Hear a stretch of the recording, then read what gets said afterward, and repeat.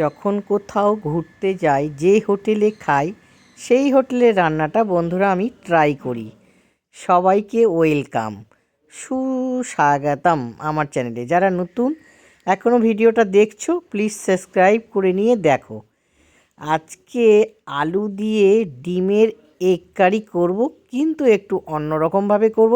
সেটা যেটা আমি হোটেলে খেয়েছি সেইভাবে করব। ঘুরতে গেলে কিন্তু আমরা প্রত্যেকে হোটেলে খাই, কিন্তু বাড়িতে এসে ট্রাই করি। তো ডিম আলু সেদ্ধ বসিয়ে দিলাম, 10 মিনিট লাগবে সেদ্ধ হতে। এখানে পেঁয়াজ আর ক্যাপসিকাম কেটে নিয়েছি, আর এখানে দেখো ডিম আলু সেদ্ধ হয়ে গেছে, কিন্তু আলুটা কম সেদ্ধ হয়েছে। তবে নতুন আলু বলে যখন ঝোল রান্না করব তখন সেদ্ধ হয়ে যাবে।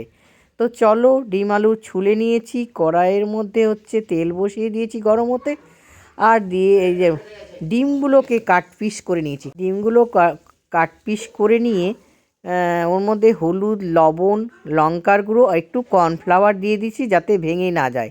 এবার সবগুলোকে মাখিয়ে নিচ্ছি বন্ধুরা। যেটাই দেখেছি সেই হিসাবে রান্না করার চেষ্টা করছি।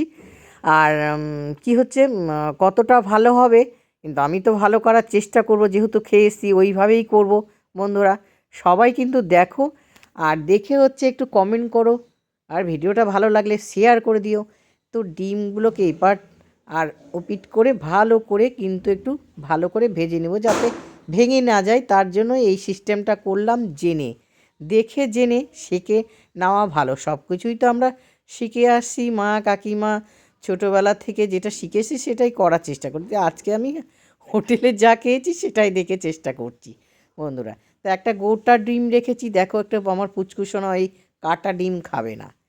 তো বেশ ডিমগুলো ভাজা হয়ে গেল, প্রত্যেকটা পার্ট একটা করে তুলে নিলাম। এবার ওই কড়াইয়ের মধ্যেই তেল দিলাম, সর্ষের তেল। মূলত সর্ষের তেলে খেতে বেশি ভালো হয়। পেঁয়াজটাকে আমি আগে ভেজে বেরেস্তা তৈরি করে নিলাম। তো পেঁয়াজ বেরেস্তা করে নেওয়ার পরে তুলে নিচ্ছি দেখো বন্ধুরা। এইবার ওই তেলে ডিমের ঝোলে কিন্তু, আর কারি বলো, আমি তো কারি করছি, ওটার মধ্যে একটু যদি আলু না দেওয়া যায় খেতে কিন্তু ভালো হয় না। তো লবণ হলুদ দিয়ে গোটা গোটা নতুন আলু খেতে ভালো লাগে। যেই দোকানে খেয়েছিলাম, যেই হোটেলে, সেখানেও কিন্তু আলু দেওয়া ছিল। তো সেই হিসাবে তোমাদের দেখাচ্ছি। তো কড়াইয়ের মধ্যে সর্ষে তেল, আলুগুলো তুলে নিলাম, গোটা গরম মশলা, তেজপাতা, জিরে, আর এখানে আদা রসুন বাটা, টমেটো পিউরি, আর জিরে গোলমরিচের গুঁড়ো, আর দিয়ে দিলাম কাশ্মীরি লাল লঙ্কার গুঁড়ো, মানে কালারফুল হয়েছিল। আর দিয়ে দিলাম ক্যাপসিকামের টুকরো। এবার ভালো করে কষিয়ে নিব মশলাটাকে। লবণ হলুদ দিয়ে দিচ্ছি, দেখো পরিমাণ মতো লবণটা দেবে, আর ঝালটা নিজেরা বুঝে দেবে।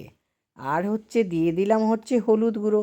এইবার ভাজা আলুগুলোকে দিয়ে দিলাম, দিয়ে নিয়ে একটু ভালো করে বেশ খানিকক্ষণ কষাবো, যতক্ষণ মশলার গা থেকে তেল ছাড়ছে না বা কড়াইয়ের গা থেকে তেল ছাড়ছে না বন্ধুরা। তো মশলা থেকে তেল ছেড়ে এসেছে, জল দিয়ে দিলাম পরিমাণ মতন।